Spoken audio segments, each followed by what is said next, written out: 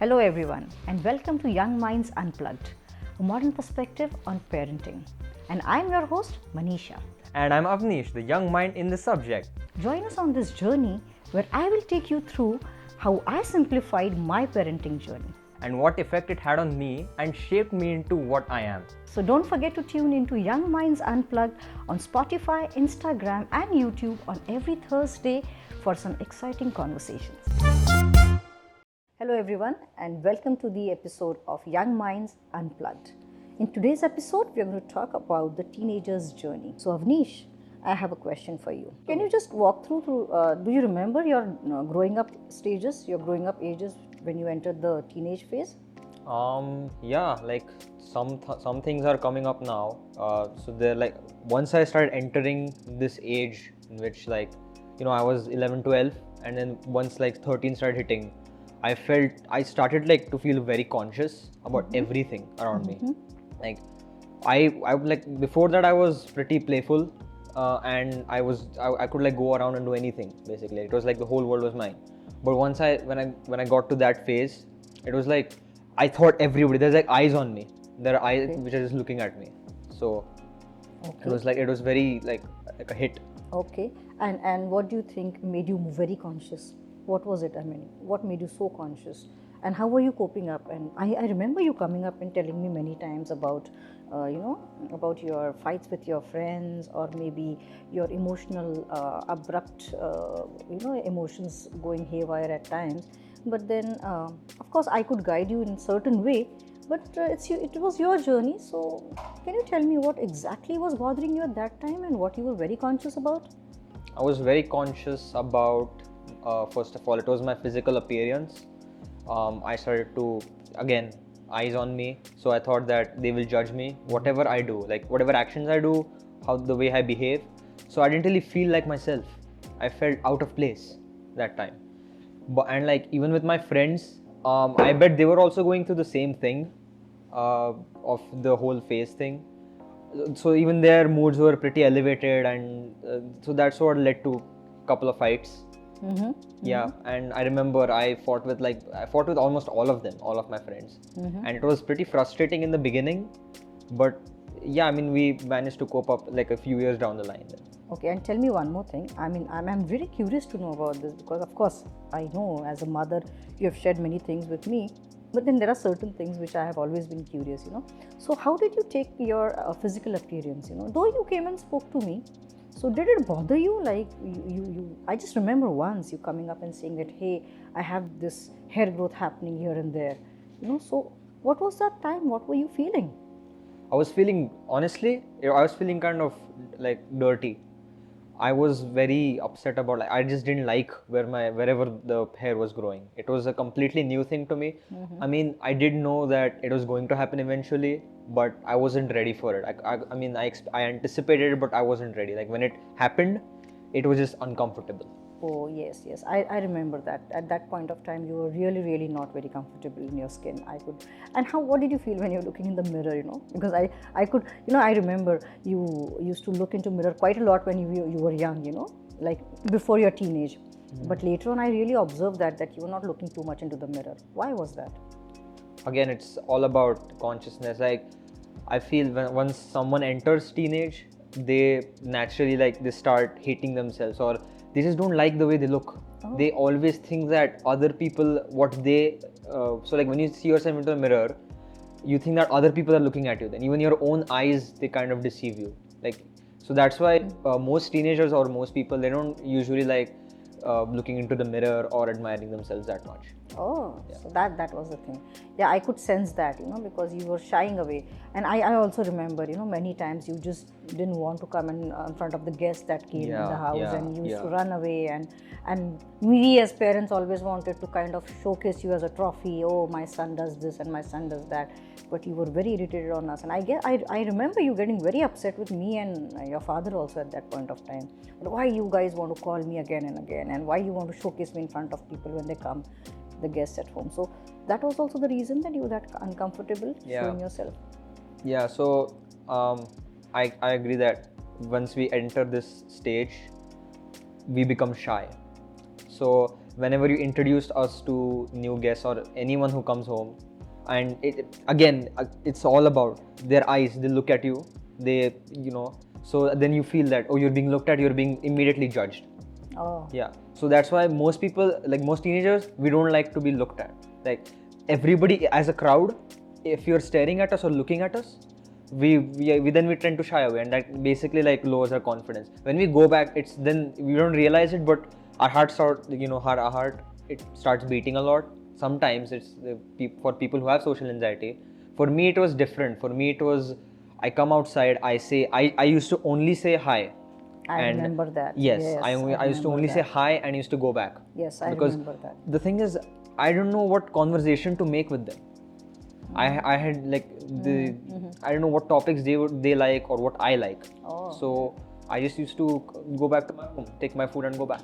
I think there's a lesson over here for parents, that now we understand what goes into your mind and what actually is putting you off when we call you and we want to showcase you a kind of a thing. So I think we should get a little mindful, about these things. The parents need to get a little mindful about doing that to their kids, I guess.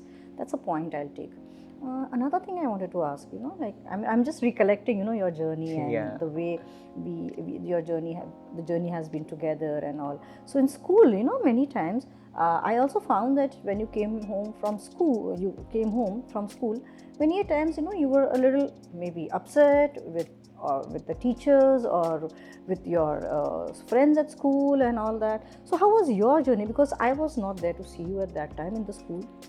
How was your journey in school when you entered? Maybe that was your 8th standard, 9th standard, 7th, 8th standard? Yeah.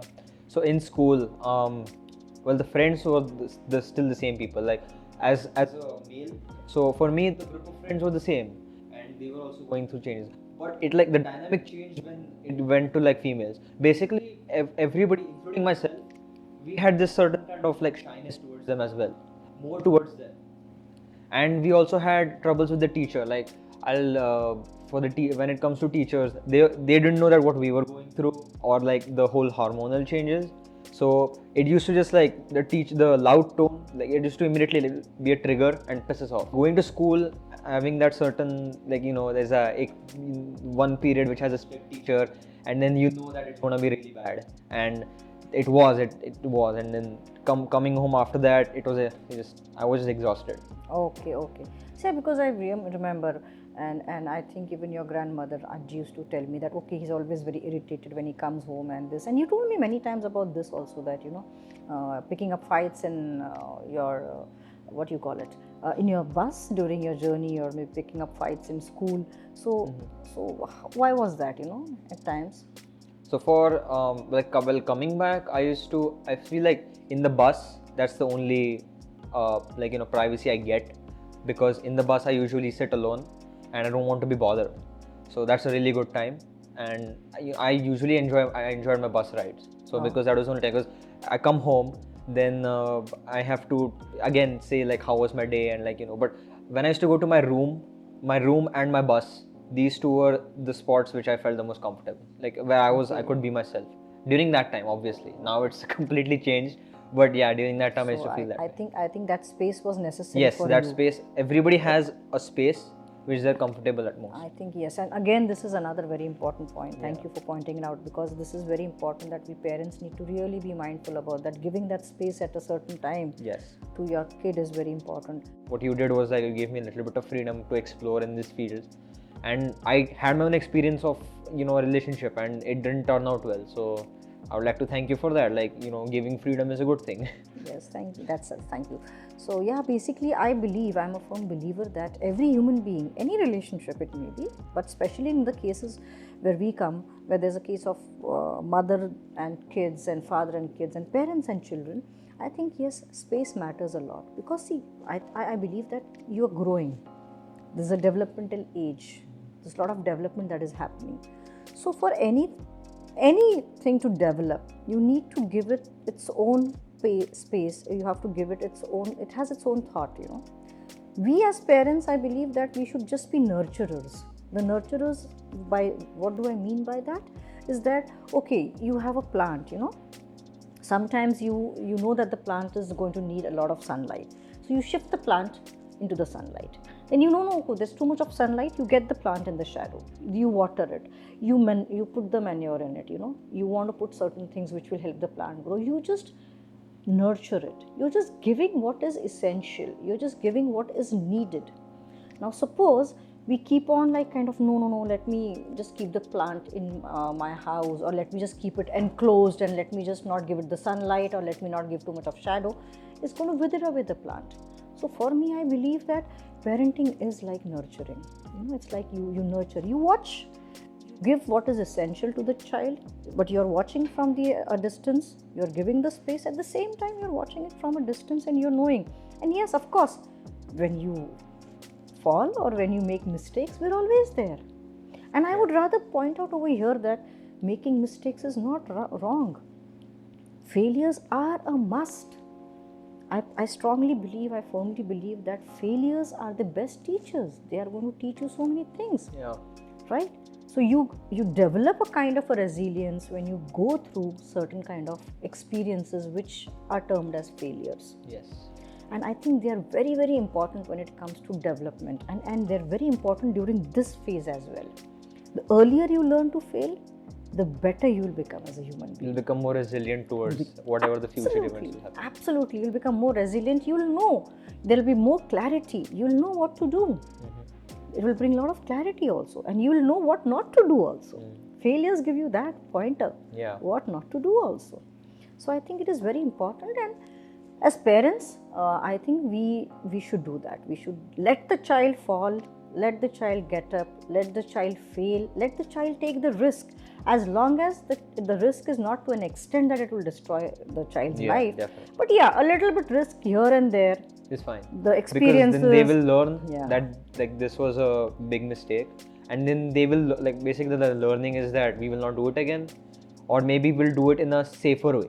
Instead of maybe not doing it, you can still try it, but do it in a smarter way basically. Absolutely. So then you can chase any dreams then. You won't be in the negative side of it.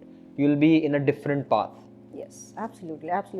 So this is what we should be doing. So spaces matter a lot. As parents, I think space is very, very important, and for the kids to grow and all. And yeah, then I also remember, you used to just lock yourself in the room, and you just came out for your lunches and dinners, and that too after kind of, come on, why don't you have your lunch?